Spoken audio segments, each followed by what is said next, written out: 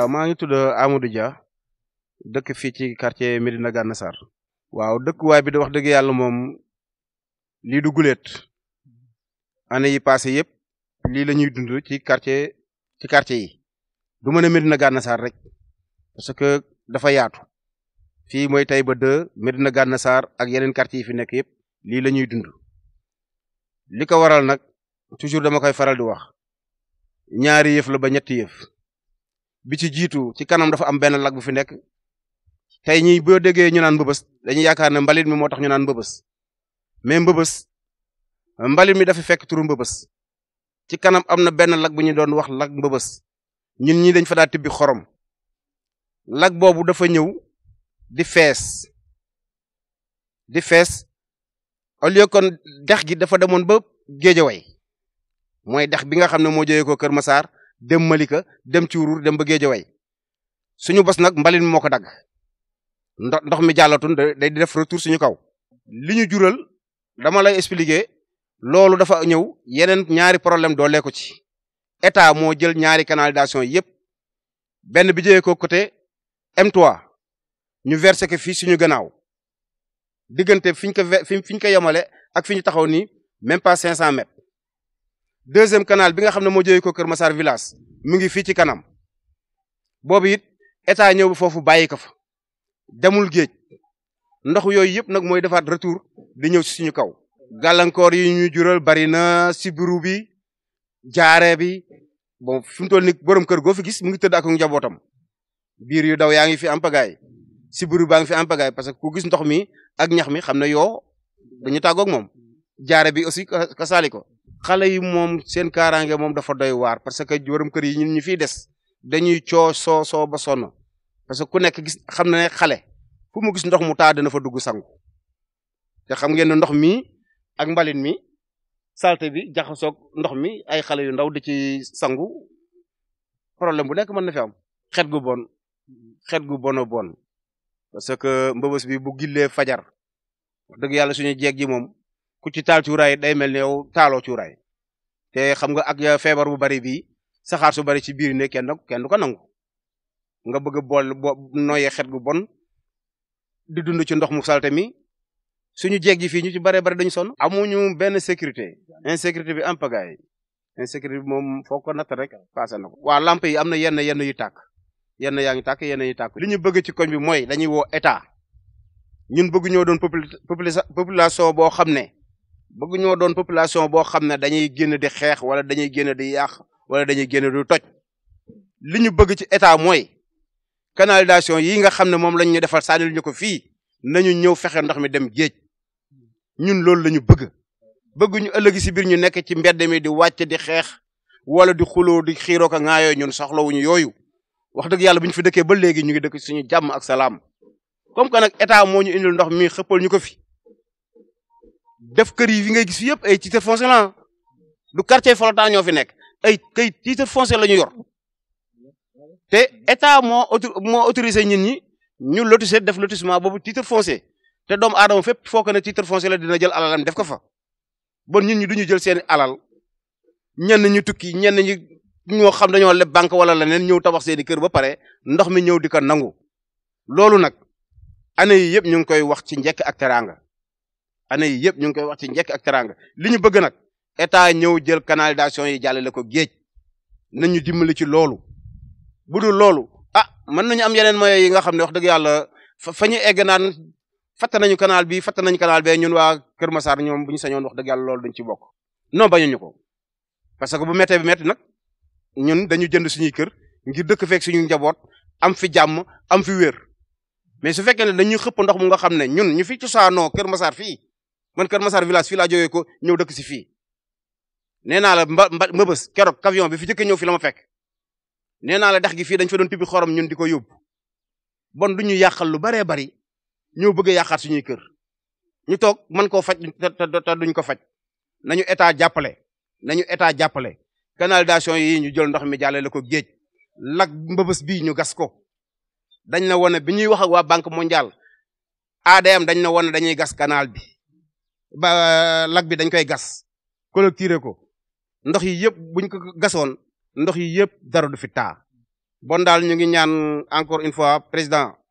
mu gën ñu jàppale defaral ñu fii da ngay xool li ko commencé fii ba Kaas Yaya Jammeh amul benn tali bu fi am amul benn tali bu fi am ñun mel ni dañ dul ay doomu aadama ñun ay doomu aadama lañu ay citoyen lañu dëkk ci dëkk bi nañ ñu dimbali defal luñ ñu tali amuñu hôpital amuñu marché amuñu dara fi mu toll nii fii ku fi feebar di nga dox lu ba 2 kilomètres di nga dox 2 kilomètres pour faju ji boo bëggee dem marché di nga dox lu ma 2 kilomètres pour dem marché mais yooyu yëpp ñu di ko muñ ñu bëgg ndox jël daal ndox mi xëppuñu ko duñ ko nangu dinañ ko def nag ci njëkk ak teraanga ak teey ñu ngi leen di gërëm bu baax di leen sant jërë ngeen jëf. Marie Diallo jafe-jafe yi metti na gis nga bi ñuy génn fii di ñëw nii man bu ma fi géejee taxaw fii ma taxaw nii mot na une semaine duñu dem marché duñu dem bitik parce que mënuñu jéggi ndox yi dafa tilim suñ ko jéggee feebar la ñuy jural suñuy doom gi ku nekk fu mu ne nii ku mel ni man samay doom dama jël ñëpp yóbbu vacances parce que ragal naa ndox mi te defar nga sa kër munoo bàyyi sa kër dem sancaani feneen te ndox mi bu ñu siy génn dañuy forcer dugg ci ndox mi ba ndox yi egg si suñuy oom góor ñi ñooy def birig jàll ñu jigéen ñi mënuñu yéeg si birig yi dañuy obligé toog ci biir kër yi même boo amee mais boo fi feebaree guddi sax yow li ngay tiit sa biir kër mooy yow bu la jàngaroo daloon xaaju guddi wala dal ko sa njaboot danga wax nan ngay def ba egg hôpital boo amul oto doo dem doo gis oto buy traîner moom loolu yëpp bokk na si lu ñu tiital amuñu yoon booy dem marché fu mu ne ni bu ndox bi xasee ba taw oto balaa nga ko am di nga dox ba passé Amadou Dia di nga dem ba tolloo Kaas ba école yi jege wuñu dafa sori xale yi waaye ndox mi moo bokk na si lu ñu gën a sonal ñu wax dëgg yàlla ku fi yeewoo rek muy jigéen yaa ngi jooy sa biir kër amuñu santé amuñu wér-gu-yaram parce que mbalit bi mu ngi lay xeeñ bu ndox mi tawee léppay wàcc ndox mi du ndoxu taw amul sécurité moom fu 20 heures jotee ñun ñëpp ñu tëdd ñun nag loolu la ñu amoon lu ñu jooy ñu ñëw jàppale ñu jëleel ñu fi ndox mi pexe bu ñuy mënta def rek mooy ñun ndox mi na fi jóge bu ndox mi jógee fii bu ñu nekkee si lëndëm sax dinañu taal suñuy torso di dem mais ndox mi di ci dund moom dafa metti lool te canal bi moo fi indi ndox mi eggagu fi dañ koy dégg rek Kër Massar chaque jour ñu dégg ne dinañu taxaw Kër Massar te ñun li ñuy dund tey moo gën a pire ko lu ñu daan dund ay at yi passé donc Kër Massar ñetti at yi la gën a metti ko at yi ñu weesu donc li ñuy dégg si Kër Massar gisuñu si dara dégg rek lañ si am. C'est monsieur Gueye Abdou Karim, ingénieur informaticien, ville de Pikine, habitant de Taïba 2 ici à Kër Massar. Donc on vit une situation très néfaste, très mal. Les gens ils vivent dans l'eau. Donc vous voyez la situation qui est là. Les gens ne sont pas en sécurité. Donc il n'y a pas d'infrastructure pour aller se soigner comme des cas de santé. Il n'y a pas d'assainissement, il n'y a rien. Donc on vit dans le calvaire, réellement on vit dans l'eau. Il y a des serpents, il y a tout là-dedans. Oui, tout le quartier est inondé, c'est ça que vous avez constaté quand vous étiez venu. Donc c'est ça que vous avez pris, les gens sont là derrière moi. Donc on appelle l'État pour qu'il vienne en secours pour ce quartier-là. Oui, mais on vit comme ça dans le calvaire, on sait que c'est un peu difficile. C'est très difficile de vivre ici avec l'odeur. En même temps, l'État avait prévu un projet pour venir en secours les populations qui sont là à Kër Massar pour la délocalisation du canal, la délégation essayer de refaire le canal, en même temps les rues, les infrastructures, en même temps les lotisser, c'est les quartiers, donc en même les